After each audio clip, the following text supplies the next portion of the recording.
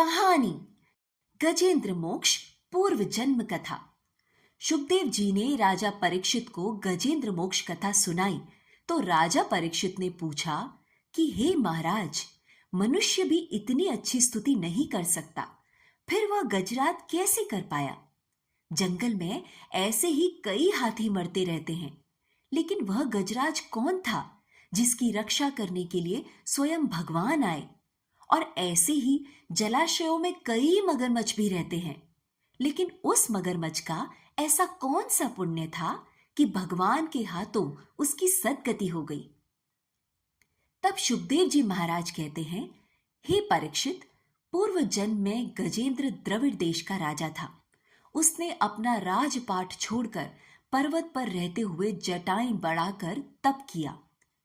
एक दिन वहां से अगस्त्य मुनि अपने शिष्यों के साथ गुजरे।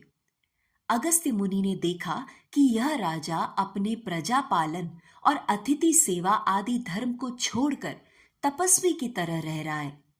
अतः उस राजा पर क्रोधित हो गए और क्रोध में आकर उन्होंने राजा को शाप दिया कि हे राजा, तुमने गुरुजनों से बिना शिक्षा ग्रहण किए हुए अभिमानवश परोपकार से निवृत्त होकर मनमानी कर रहे हो, अर्थात हाथी के समान जड़ बुद्धि हो गए हो, इसलिए तुम्हें वही हाथी की योनि प्राप्त हो। तब राजा को अपनी भूल का एहसास हुआ, उसने क्षमा प्रार्थना की। तब अगस्त्य मुनि ने कहा कि हाथी के शरीर में भी अंत समय में तुम्हें भगवान की स्मृति हो जाएगी, स्वयं भगवान तेरी रक्षा करेंगे और तुम भगवान के धाम में जाओगे। राजा ने इस शाप को अपना प्रारब्ध समझा। इसके बाद दूसरे जन्म में उसे हाथी की योनि प्राप्त हुई, परंतु भगवान की आराधना के प्रभाव से हाथी होने पर भी उन्हें भगवान की स्मृति हो ही गई। भगवान श्री हरि ने इस प्रकार गजेंद्र का उद्धार करके उसे अपने लोक में जगह दी।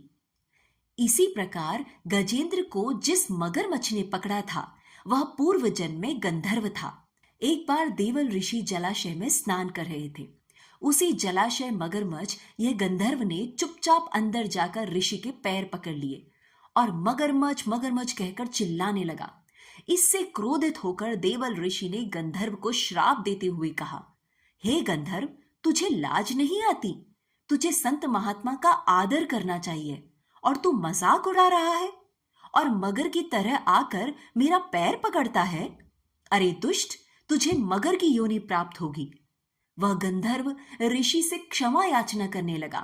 तब ऋषि ने कहा, तू मगर की योनि में जरूर जन्म लेगा, लेकिन तेरा उद्धार भगवान के हाथों होगा। प्रकृति का खेल समझो या फिर ईश्वर की लीला।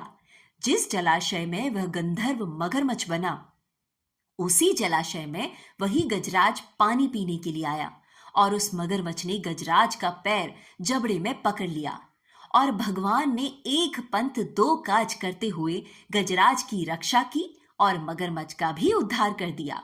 और इस प्रकार भगवान ने अपने प्रिय संतों के वचन का मान रखा।